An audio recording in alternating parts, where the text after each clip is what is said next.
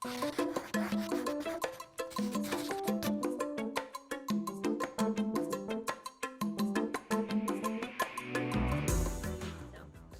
afternoon and welcome to Essential Ingredients. I'm your host, Justine Reichman. Today, I have the pleasure of welcoming Tara from Mikuna Foods. Welcome, Tara. Hello, Justine. It's great to be here. Thank you for the invitation. I'm so glad that we get to have this chat. I've been reading up about Mikuna Foods. I'm excited to learn even what you did today by going to Erewhon and making smoothies and just seeing all the different ways that you guys can use this product.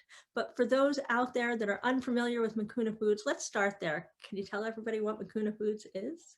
Yeah, Mikuna Foods. Well, right now, we have 3 products, all based on a regenerative crop called Cho Cho that comes from Ecuador.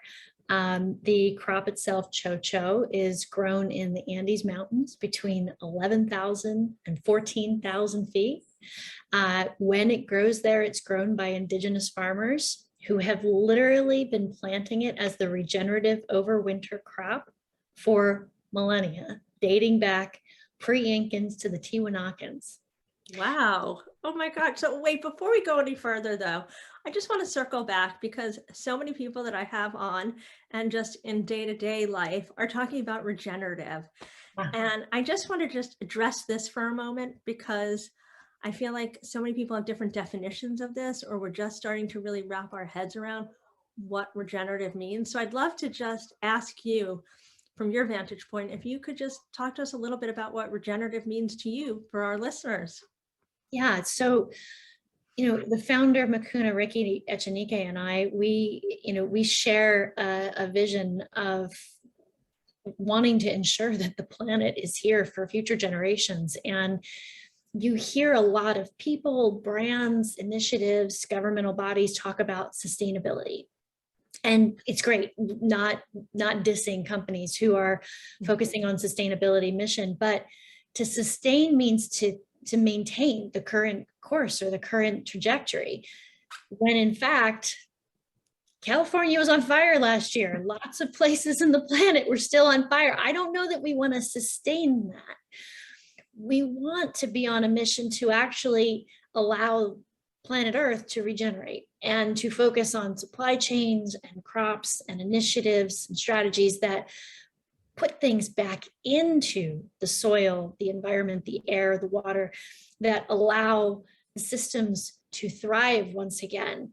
We need to remove those components that are actually causing climate change and fires and hurricanes and things like that. And so when I say regenerative, it's not just about things like folks like Kiss the Ground are focused on, which is agricultural, because yes, that's incredibly important.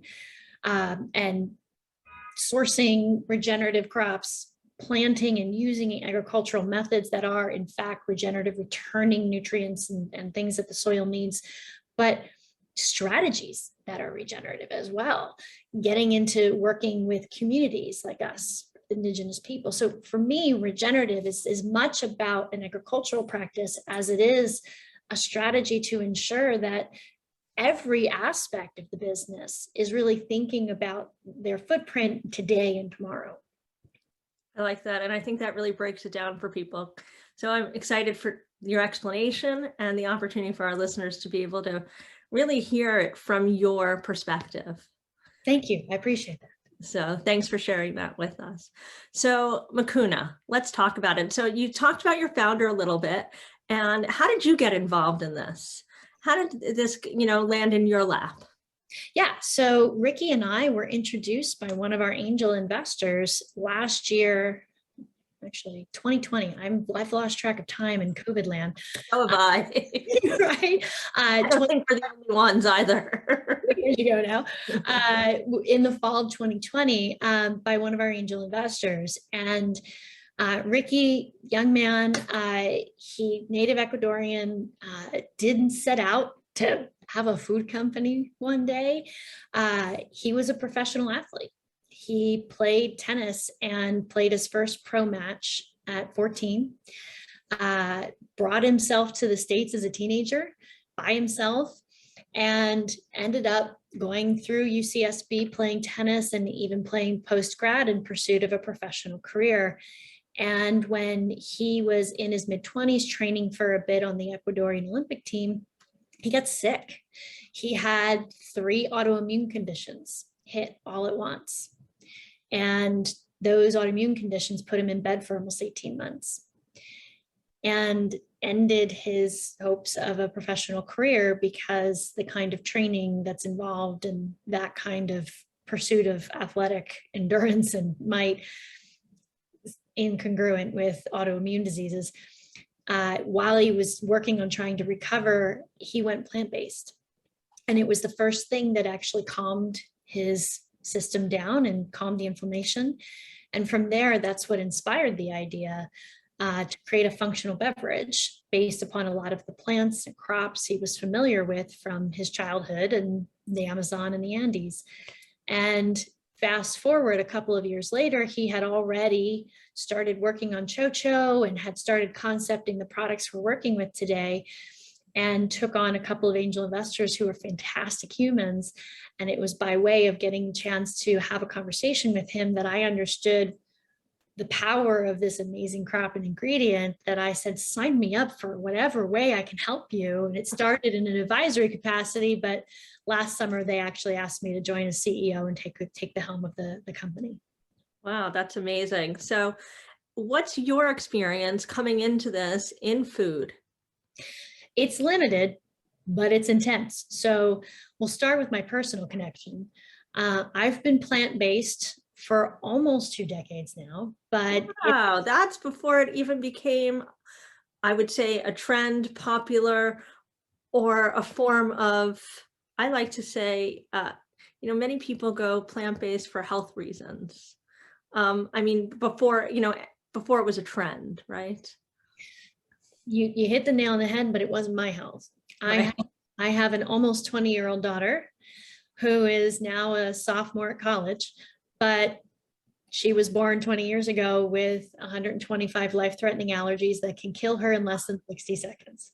Wow. And our diet, growing up, a well-rounded meal in my household was corn, mashed potatoes, and a pork chop that if I threw it could probably kill someone, the way my mother cooked it. And so when we got the list of things that my daughter was allergic to, effectively what was left was plants. And so her dad and I, we started off our mission towards this plant-based diet that's made my daughter's life entirely possible. And then an incredible career in tech. So I was at AOL back when dial-up sounds mattered, brand managed AIM, if you remember your screen name. I do remember mine. And then T47 at AOL.com. There you go. There's always a number. There's Mama Lover 939, right? And then I spent almost 7 years at Microsoft, worked across their online services division, so Windows Live, Bing, worked in Windows, worked on their search product, and then went to Amazon, worked on the secret letter projects teams that were Jeff's secret letter projects teams, which now are all the devices that are permeating our lives. And then went to Samsung and worked for the North American CMO. Had a great career in tech, but I was watching my career become more about corporate politics than impact. And so I decided to go startup. And in 2017, I had the opportunity to join Impossible Foods as the SVP of marketing and was there to launch the Impossible Burger brand. So I've had a lot of fascinating experience, but the underpinning of this all was that I always wanted the latter part of my career to be on something that made impact.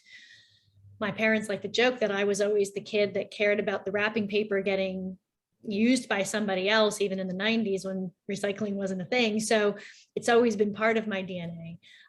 But having a daughter where food has literally been life or death in so many ways, and then seeing the material impact that going plant-based had on my health, now getting to work on something that could change the not just plant-based food industry, but the future of food altogether. I'm working on a dream right now. That's amazing. It's amazing how you get to have all these experiences and then be able to land in an opportunity that allows you to follow your dream and take that experience and now really be able to follow something that gets you to have the impact you want, to be able to change the future of food and have such a huge impact on something that's so personal to you. It really That is. for me is the dream. Yeah, it So really unbelievable. And understanding that when you see and understand from even being inside food now, right? So, a lot of people are polarized by what's gone on in the plant-based food industry. Like, there are people who are super excited about the fact that there's so many choices and options. There are people who, are more purists, and they're like, wow, things are super processed, and they're a little afraid of that. I look at what we did at Impossible and say, sure, it's processed, and there are a lot of things. No one ever tried to say that that burger was healthy for you, but it did one thing that was super important, and I think necessary for jobs like I have and opportunities to talk about food like we're going to, is that it showed everyone, not just plant-based eaters, but omnivores, carnivores, that plants can taste good. mm-hmm. And that was that catalytic moment of, oh wow, like, and that was something that had to happen to really unleash innovation and money flowing into what can become the future of food. So I'm really looking at it from the standpoint of now getting a chance to work on this crop and what it can mean for things like the next use cases that are coming beyond burgers and nuggets, because we got enough of those now, right? Like the next use cases, because we eat a lot more than burgers and nuggets. That's where I'm pretty excited. And there's so much coming up. I mean, we see it even with a mainstream Kentucky Fried Chicken. I mean, as crazy as it seems, I'm sure you saw what was going on this week, what they showed, in Kentucky Fried Chicken. You can talk about that if you want, but we're really here to talk about your journey and Mikuna. And I want to share a little bit more. I want you to share a little bit more about that. And I do want to just circle back, because we did talk about something that's really important is, in your journey, in my journey, how you've had all these experiences and then be able to come to where you are today and be able to have this opportunity to do what you're so passionate about. And I just want to take a minute and see if you have any advice for the younger entrepreneurs out there. Yeah, I think that I don't want to gloss right over that. I think that's a really important point. And I think that I want to take a minute and just, let you maybe expand on that for those listening that maybe are younger or haven't had the chance to be where you are yet. They're still on that journey. Yeah, and we're all on a journey. We're constantly on our journey. And we have more to this journey. But from where you're sitting today, what would you tell that younger self or that younger entrepreneur that hasn't been there yet? Well, I'd say it's twofold. I'd say that most paths are nonlinear. And where many of us, especially those of us who are super driven and trying to chase our dreams, we're the hardest on ourselves. And at times it seems like the next destination is not in front of you, not possible, or what is the natural path that's going to get you there. Instead of focusing on those giant, huge end goals, what's more accessible to you, and where can you get the kind of access, experience, or ability to demonstrate your capability, even in like or similar capacities that are adjacent, or maybe even not necessarily adjacent, but applicable, right? That will allow you to build a repertoire and as well as just functional back experience that you can, once you do get that opportunity. Because if you care and are passionate about something in life, for me it was this so-called plant-based journey that I've had a very personal experience with. I believe that those things end up converging, or you have opportunities that converge just by virtue of being passionate and caring so much about that. So don't beat yourself up so much about not having that perfect linear vision of where things are going to be tomorrow, because I just think that we are often our own worst critics, and we think there's this audience watching, and it's so performative at times, and it doesn't really need to be that way. I think that's brilliant, and I think that that's really insightful. So I hope that our listeners and our viewers that are joining us today take a minute to just soak that in. So Essential Ingredients is powered by Next Gen Chef. Next Gen Chef is a movement that supports food and beverage entrepreneurs around the world by fostering a sense of community and providing its members access to mentors and a wealth of resources and guidance. Next Gen Chef feeds members with the knowledge they need to build better for you food and beverage businesses so the world can have greater access to healthier food, comprehensive food education, and increased affordability. If you like what you hear on this podcast, continue the conversation or ask new questions on the Next Gen Chef app, available in the Apple Store and Google Play. Follow Next Gen Chef on Instagram, LinkedIn, and Facebook at Next Gen Chef. Join Next Gen Chef and let's change the future of the food industry together. I want to get back to Mikuna here, what we're here to talk about in addition to your journey, and just hear a little bit more about it. And right now, we heard a little bit about it, but I'd like to just know, today you guys were at Erewhon, you're making your smoothies. And what's your vision for it going forward? It's still a new product and you still have, you've got a few different things that we were talking about. Let's get back to that and share with us maybe where you guys are headed this year and what your plans are.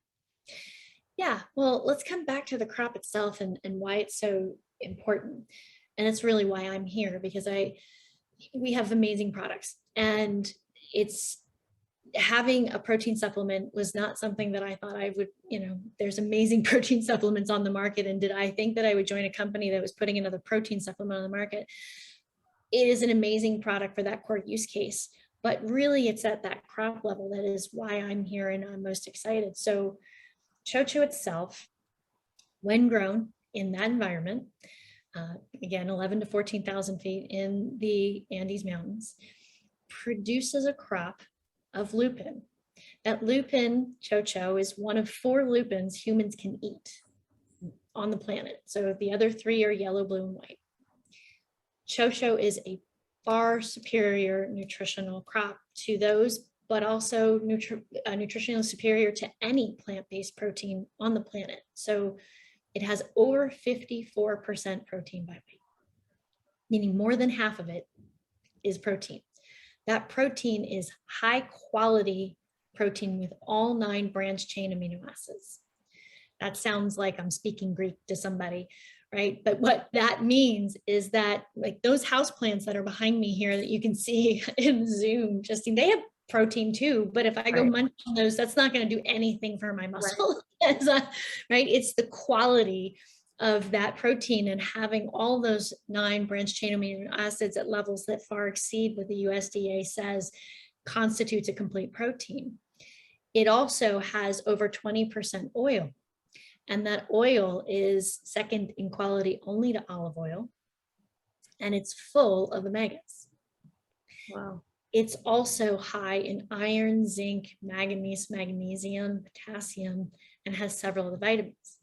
So is there anything else out there that you would compare this to? No, soy is 36% protein by weight, pea is 34, and everything else is lower. So far superior source of protein. Okay, so here's my big question. How does it taste? Because everything comes down to taste, right? That's the kicker, right? So food first, put it in your mouth. How does it taste, right? It has an incredibly mild nutrient profile. So just using the pure ChoCho, so our first SKU, which has literally 1 ingredient, just the milled ChoCho, is fantastic on its own. Or I stick mine in oatmeal because I'm lazy. I don't cut up fruit and do smoothies. I can't be bothered with chopping lots of things. That's a weekend activity. That's not a weekday activity in my house. But then we also have 2 flavors, vanilla and cacao. And each of them, for folks who are more familiar with having a flavored protein supplement, they have 4 additional ingredients to get to either the vanilla or the cacao flavoring.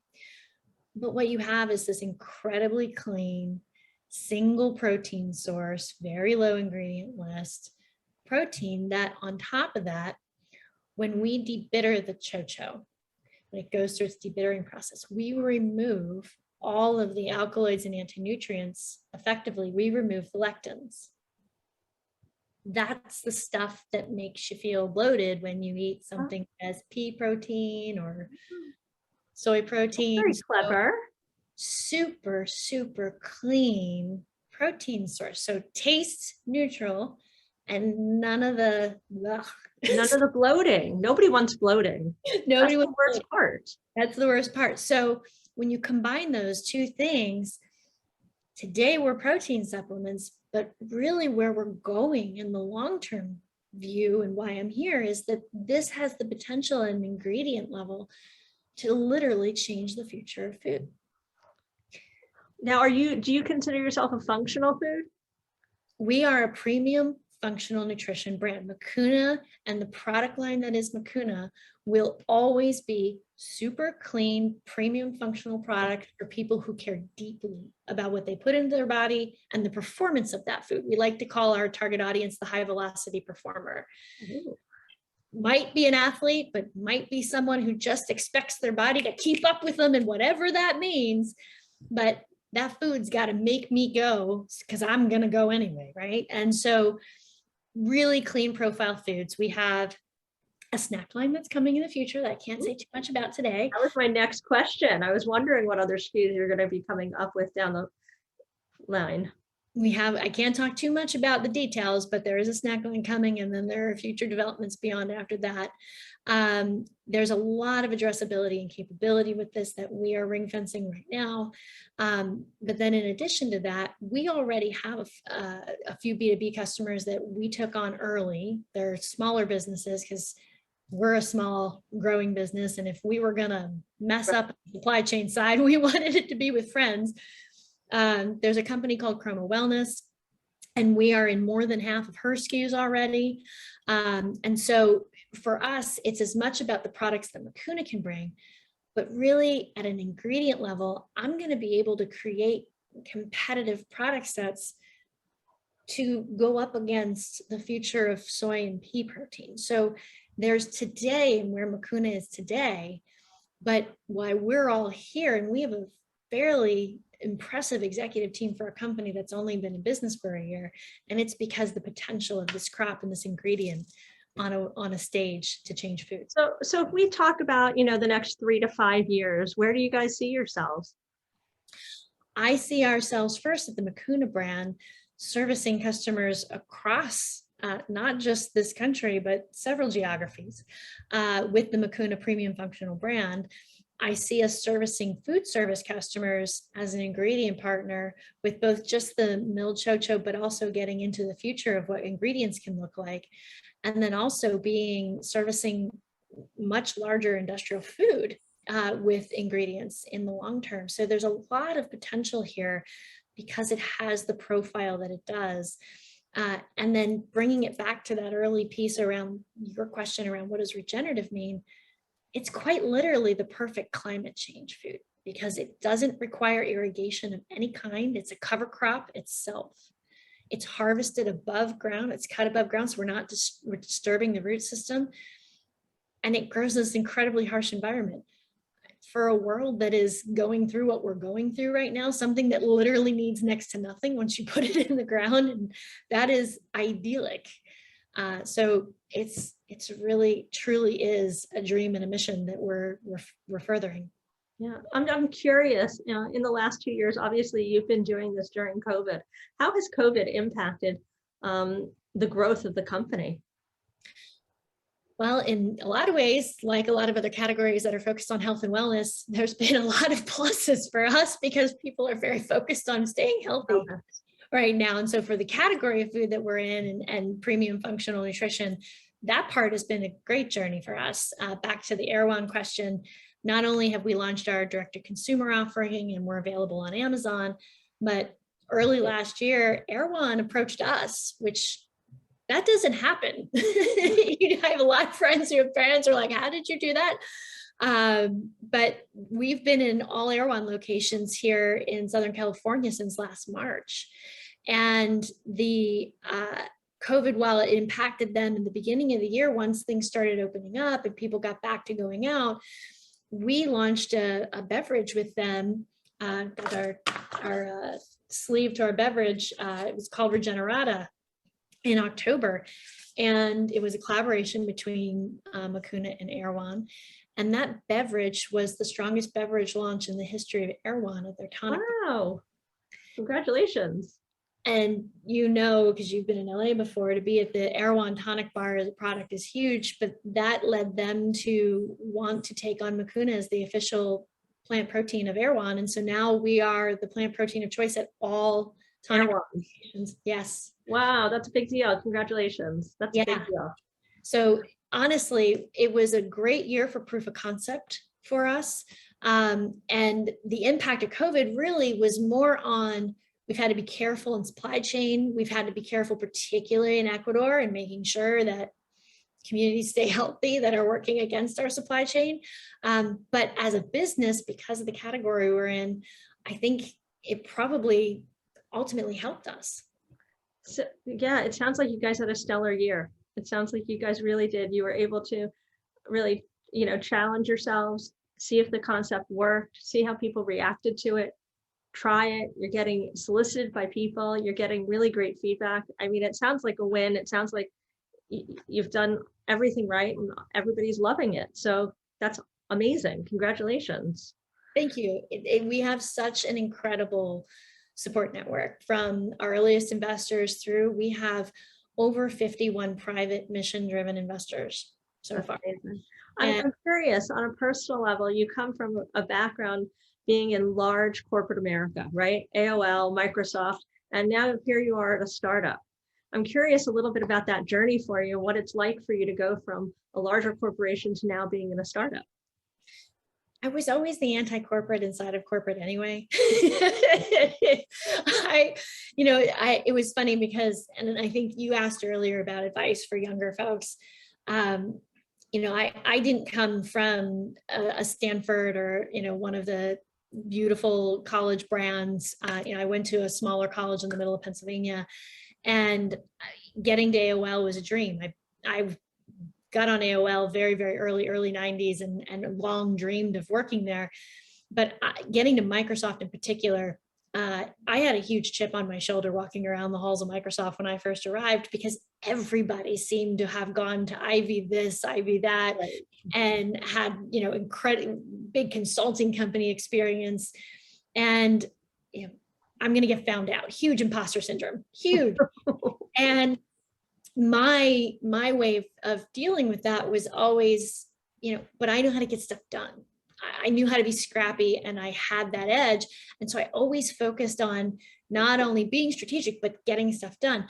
That profile of just always staying close to the work and knowing how to get stuff done is literally startup, because whether it's, chief cook, bottle washer, FedExer, all those things, you just got to get the stuff done and stay strategic. So while I'd say the corporate background has polished me, particularly for investor conversations and presentations, making sure I understand how to construct partnership agreements with large corporations that might be partners with us in the future, really that scrappy kid background is what serves me well in startup land.